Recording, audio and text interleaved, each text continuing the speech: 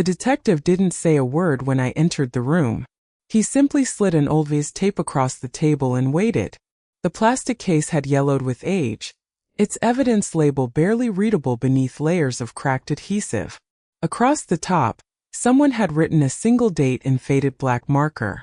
October 12, 1998. I looked up, expecting an explanation, but Detective Sarah Bennett only folded her hands and said, "Before I tell you why you're here, I need you to watch the last 30 seconds. The footage was terrible. Grainy. Colorless. Every movement dissolved into static. A convenience store appeared on the screen, almost empty except for an elderly cashier arranging newspapers behind the counter. The timestamp flickered between missing digits as though the tape itself couldn't decide what year it belonged to. A man wearing a dark baseball cap entered the store, walked directly to the register, and exchanged a few quiet words with the cashier.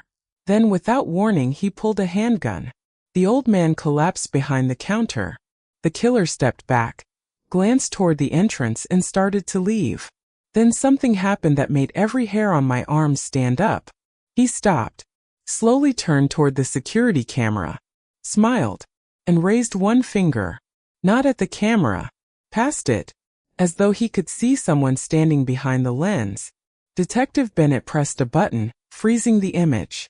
The killer's arm remained stretched across the screen, pointing somewhere outside the original frame. She studied my face for several seconds before asking a question that made no sense. "Do you recognize him?" I shook my head immediately. "No." She nodded as if she'd expected that answer. "I didn't think you would." Relief lasted only a second.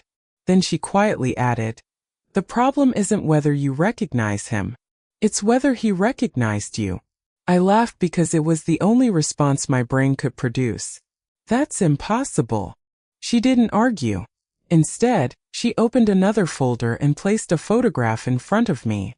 It was taken outside the same convenience store minutes after the murder. Police tape surrounded the entrance. Reporters crowded the sidewalk. Detectives moved between flashing patrol cars. At first I didn't notice anything unusual. Then she pointed toward the far corner of the photograph.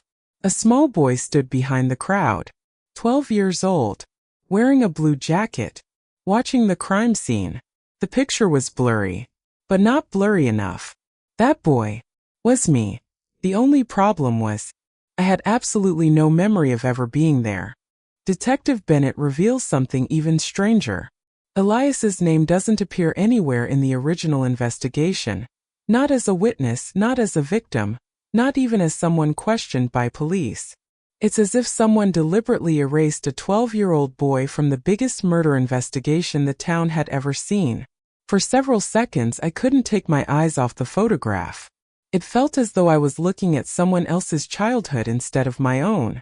The boy standing behind the police tape wore the same blue jacket my mother bought me before 7th grade. I remembered the jacket because she insisted it was one size too big, so I could grow into it. I remembered the scrape on my left knee from falling off my bicycle that summer. I even remembered the watch on my wrist, a cheap plastic thing that stopped working after I dropped it in the bathtub. Every detail belonged to me. Everything except the place where the picture had been taken. "I've never seen this before," I said quietly. "I know," Detective Bennett replied. "That's why you're here." She slid another folder across the table. This one was much thicker, its pages worn from years of handling. This is the original case file. Every witness, every officer, every interview, every piece of evidence collected after the murder. She paused just long enough for me to begin turning the pages. "Take your time. There's only one problem." I searched through the reports carefully. The cashier's statement. The first responding officers. A teenager who heard the gunshot from across the street. A delivery driver who arrived minutes later. The names kept coming page after page, but mine never appeared. Not once. No interview. No witness statement. No photograph attached to my name. According to the official investigation, I had never been there. Yet the photograph resting on the table proved otherwise. So someone made a mistake? I asked. Bennett shook her head. That's what I thought at first. She reached into the folder and removed a photocopy of the evidence log. One line had been highlighted in yellow. Photograph 27B. Juvenile witness visible in background. Identity pending. My pulse quickened. There was another page attached to this report, she said. A follow-up identifying the child. What happened to it? It disappeared. The room suddenly felt colder. Files go missing sometimes. They do, she agreed. But not like this. She opened another envelope and spread 5 documents across the desk. Every one of them referred to photograph 27B. Every one of them mentioned an attached identification report. Every one of them ended the same way. Attachment missing. Someone hadn't lost one document. Someone had removed it everywhere. I leaned back in my chair, trying to slow my breathing. Why would anyone erase the name of a 12-year-old boy? Detective Bennett didn't answer immediately. Instead, she stood and walked to a metal cabinet in the corner of the room. After unlocking the top drawer, she removed a small evidence box sealed with fresh tape. The state authorized us to reopen this case 6 weeks ago, she said. Most of what we found was exactly where it should have been. She placed the box between us. Except this. Inside lay a faded blue fabric patch, the kind sewn onto children's jackets. My heart skipped. It matched the jacket in the photograph. Then Bennett turned the patch over. Stitched into the back, in my mother's unmistakable handwriting, were 3 words. Elias M. Grade 7. I stared at it in disbelief. That patch was collected at the crime scene, Bennett whispered. It was logged into evidence. It should have been inside your jacket. She looked directly into my eyes. So tell me something, Elias. If you were never at that store, how did part of your jacket end up beside the victim's body? A DNA test confirms the fabric belongs to Elias's childhood jacket.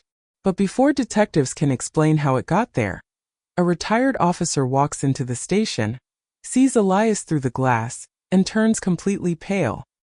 His first words aren't directed at Detective Bennett. They're directed at Elias. You weren't supposed to remember. The retired officer stopped so suddenly that the folder in his hand slipped onto the floor. Papers scattered across the hallway, but he didn't even look at them. His eyes never left my face. For a long moment, neither of us spoke. It wasn't the expression of someone trying to remember an old witness. It was the expression of someone who had just seen a ghost. Then, in a voice barely louder than a whisper, he said the words that had been echoing in my head ever since. You weren't supposed to remember. Detective Bennett stepped between us immediately. Officer Reynolds, do you know Mr. Mercer? The old man ignored her. His face had lost all color, and his breathing had become uneven. He looked at me with a mixture of fear and guilt, as though he had spent years hoping this day would never arrive. It wasn't supposed to happen, he murmured. We made sure of that. Before I could ask what he meant, he turned toward the exit. Bennett called after him, but he was already halfway down the hallway. We found him sitting alone on a bench outside the station 10 minutes later. His hands shook so badly that he spilled coffee across his uniform jacket. He didn't look like a retired police officer anymore. He looked like a man carrying something far heavier than age. Bennett sat beside him without saying a word. Silence stretched between them until he finally spoke. I've replayed that day in my head for 28 years, he said. Not because of the murder. Because of the boy. The boy? I asked. He nodded slowly. You. I felt my stomach tighten. You weren't standing across the street. You were inside the store. Every sound around me seemed to disappear. That's impossible. I've never been inside that store. You have, Reynolds replied quietly. You just don't remember. He reached into his wallet and removed an old newspaper clipping that had been folded so many times the edges were beginning to tear. The front page showed the convenience store surrounded by police tape. I had seen similar photographs before. This one was different. Someone had circled a small figure near the front entrance. A boy wearing a blue jacket. The image was clearer than the photograph Bennett had shown me. The boy wasn't outside the crime scene. He was walking out of the store. Seconds after the killer. My heartbeat pounded in my ears. No. I leaned closer. The timestamp was visible in the corner. The photograph had been taken before the police arrived, before the crowd gathered, before anyone knew a murder had taken place. I looked at Reynolds. Who took this?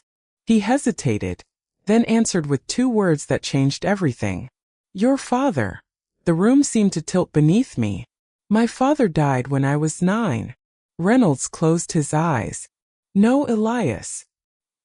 He disappeared. Detective Bennett uncovers sealed federal records proving Elias's father was secretly involved in the original investigation. But before they can open the file, they discover someone has already accessed it. Less than 12 hours earlier. And the person who signed the access log used Elias's own name. Detective Bennett didn't rush to answer my questions. Instead, she turned her monitor toward me and entered a security code that unlocked the federal archive. A list of access records appeared on the screen, documenting every person who had viewed the sealed case file since it had been transferred from the local police department 28 years earlier. At first, the entries looked ordinary. Retired investigators, federal auditors, evidence technicians. Then my attention settled on the most recent record. It had been accessed that very morning at 6:14 a.m., only a few hours before Detective Bennett called me. The name beside the authorization wasn't hers. It wasn't a prosecutor's or an FBI investigator's. It was mine. My full name appeared beside a successful biometric verification, complete with a fingerprint confirmation. I stared at the screen in disbelief before quietly saying the only thing that made sense. I've never been inside this building until today. Bennett never looked away from the monitor. That's exactly why this doesn't make sense. She enlarged the verification details until my fingerprint filled the screen. The computer had compared it against a government database twice before granting access, and both matches had returned with virtually perfect certainty. It wasn't a typed password or a copied identification card. Someone had opened that file using the exact fingerprint I was born with. I instinctively looked down at my own hands, as if seeing them might somehow explain what I was looking at. My thoughts raced through every possibility: identity theft, database corruption, an administrative mistake, but each explanation collapsed almost as quickly as it appeared. Government systems don't accidentally invent biometric matches, and Bennett's expression told me she had already ruled out every ordinary explanation.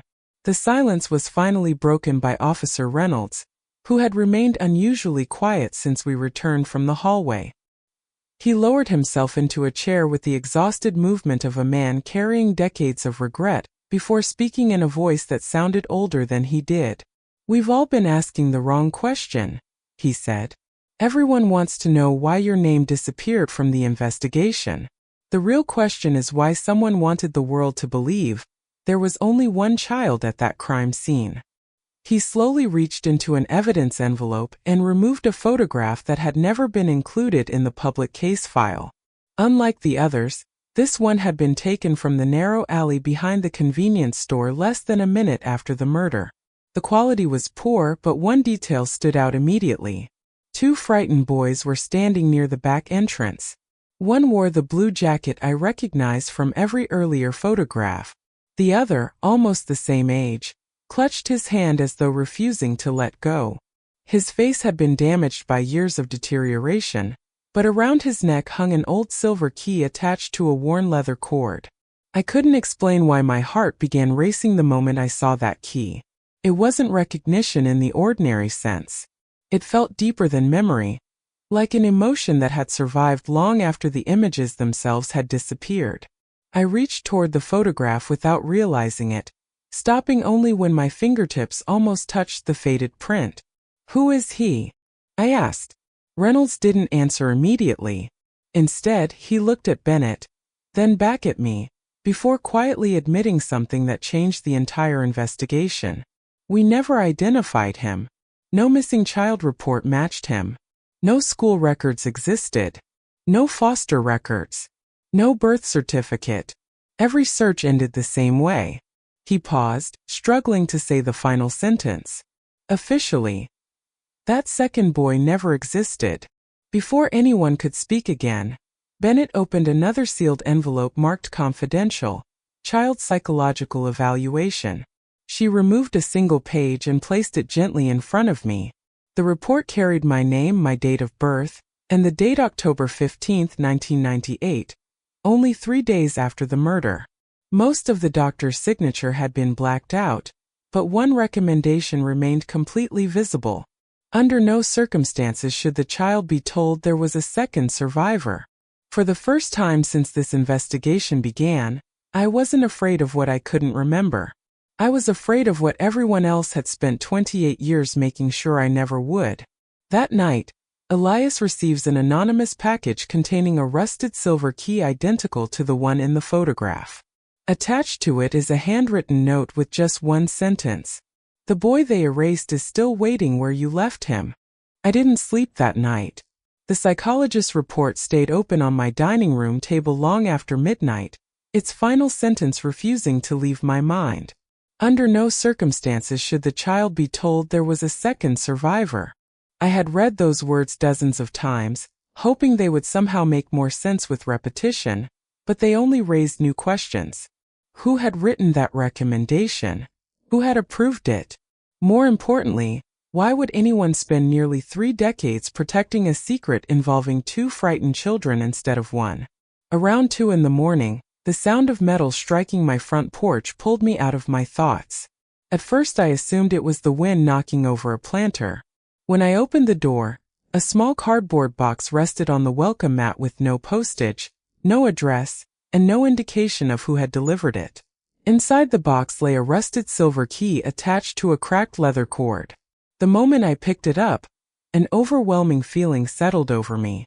My hands began trembling before I understood why. It wasn't because I recognized the key. It was because I recognized the feeling. The same unexplained fear had washed over me when I saw the blurred photograph in Detective Bennett's office. Folded beneath the key was a single sheet of paper torn from an old notebook. There were only 7 handwritten words. The boy they erased is still waiting for you. No signature. No explanation. Only a set of GPS coordinates written beneath the sentence. Less than 20 miles outside the city. Detective Bennett insisted on meeting me before I went anywhere. Within an hour we were driving through dense woodland toward the location on the note. Reynolds followed behind us in an unmarked vehicle, unusually quiet over the radio. The coordinates led us to the ruins of St. Gabriel's Children's Home, a place that had been abandoned for more than 25 years after a fire forced its closure. The building stood alone at the end of a cracked road, surrounded by rusted playground equipment slowly disappearing beneath vines and weeds. Bennett stared at the entrance for several seconds before speaking. "I've seen this place before." I looked at her. "It was connected to the original investigation, wasn't it?" She nodded. But every reference was sealed. The front doors had long since rotted away, leaving only darkness beyond the entrance. Dust drifted through narrow beams of sunlight breaking in from the collapsed roof above. Every hallway echoed beneath our footsteps as though the building itself remembered the children who had once lived there. Near the back of the first floor, we discovered a row of dented metal lockers covered in decades of rust. Most had already been forced open. One remained locked. Without thinking, I reached into my pocket. The silver key fit perfectly. The lock opened with a single click. Inside was a faded backpack, a small cassette recorder wrapped in plastic, and a sealed envelope with my name written across the front in handwriting I recognized instantly. It belonged to my father. My hands froze. Detective Bennett whispered, "Elias, don't open it yet." But I already had. The letter contained only one sentence. "If you're reading this, they finally failed to erase both of you." Before I could react, the old cassette recorder suddenly clicked to life on its own. A man's voice filled the silent hallway. It wasn't my father's. It was the killer's. The killer's recording reveals a truth no one expected. He didn't murder to silence witnesses. He murdered to protect a child whose identity had been hidden for 28 years. And the second survivor is far closer to Elias than anyone has imagined. The voice on the cassette was calm. That was the first thing I noticed. It wasn't the voice of a man trying to justify murder or escape justice. It carried the strange certainty of someone who had accepted the consequences of his actions years ago. Every word was measured, almost conversational, as though he knew exactly who would eventually press the play button. Detective Bennett instinctively reached toward the recorder, but I stopped her. Whatever answers had survived for nearly 3 decades were finally within reach, and I wasn't willing to silence them now. If you're hearing this, the man began, then the people who buried the truth have finally lost control of it. They'll tell you I killed an innocent shopkeeper. That's true. They'll tell you I escaped. That's also true. But they will never tell you why I walked into that store in the first place. I wasn't there to steal money. I was there to stop 2 children from disappearing forever. The room fell silent except for the soft hiss of the aging tape. My chest tightened as I realized this wasn't a confession. It was an accusation directed at people who had never stood trial. The recording continued. The man explained that the convenience store owner had secretly arranged to hand over 2 boys to a criminal network that changed children's identities and sold them into illegal adoption rings across several countries. My father had uncovered pieces of the operation months earlier and was working with someone inside law enforcement to expose it. The meeting at the store was supposed to end with arrests, not gunfire. Instead, someone warned the organization before the police arrived. The operation collapsed into violence, evidence disappeared, and every surviving witness became a liability. My father managed to get 1 child away before the shooting began. The second child vanished into the chaos, and from that moment on, the official investigation stopped searching for him. I could barely breathe as I unfolded the letter my father had hidden inside the locker. His handwriting was steady despite the urgency of the message. He wrote that he had made an impossible decision that day. He knew the people responsible had influence inside the police department, and if they discovered 2 boys had escaped, they would hunt both until they were found. So he chose the only option he believed might save at least 1 life. He erased me. My name disappeared from reports. My interviews were destroyed. My memories were intentionally left undisturbed after doctors diagnosed severe trauma. The world believed there had only been 1 unidentified child because that lie gave me the chance to grow up beyond the reach of the people still searching. Detective Bennett lowered the recorder as the final seconds of tape played. There was no dramatic music. No final confession. Only my father's voice replacing the killers with 1 heartbreaking sentence he had recorded years later. Elias, if you're listening to this, then I failed to protect you from the truth. But I succeeded in protecting your life. The second boy wasn't your witness. He was your brother. No one spoke. The silence carried more weight than any explanation ever could. Everything I believed about my childhood had collapsed in a matter of minutes, but one question remained unanswered. If my brother had survived that day, where had he been for the last 28 years? Some mysteries end with an arrest. Others end by revealing that the people we trusted were hiding the truth all along. If this story kept you guessing until the very end, let me know in the comments. What would you have done if you were Elias? Would you have wanted your memories erased to save your life? Or would you rather have known the truth from the beginning?